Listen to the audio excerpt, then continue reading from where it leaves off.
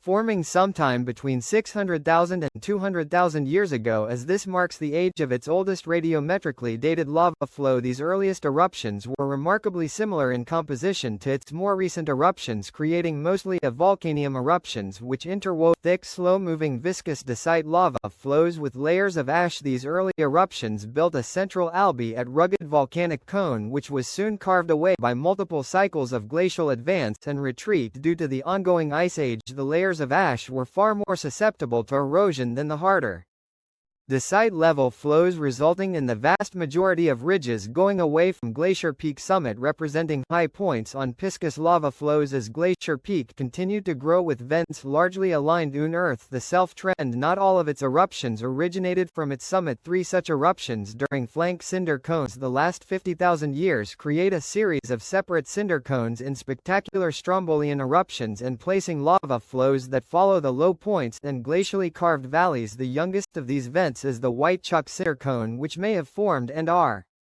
moderately explosive eruption around 15,000 years ago. After glaciers begin to major eruptions retreat after the last glacial maximum. The most energetic period known in the lengthy history of Glacier Peak occurred specifically between 1373 and 9255 BCE. A total of 6 highly explosive eruptions occurred, 4 of which were plenin in nature. Reading in on the volcanic explosivity index is a 4 or 5. These eruptions not only caused ash to accumulate in 3 states in a portion of British Columbia and Alberta, but also generated PYC flows that reached as much as 6 and 2 miles away from its summit. These PYH flows melted large volumes of glacial ice, creating lengthy lars that would inundate areas up to the edge of the Pacific Ocean. The largest of these eruptions in place 6 and 2 cubic km of tephra, 5 times larger than the 1980 eruption of Mounting Helens. After a long pause and eruptive activity, Glacier Peak eruptions resumed around 6,000 years ago, going on to produce 6 eruptions in the time since. 5 of these eruptions built Holocene eruptions LVMS that partially collapsed numerous times, generating numerous pyroclastic flows. The most recent eruption took a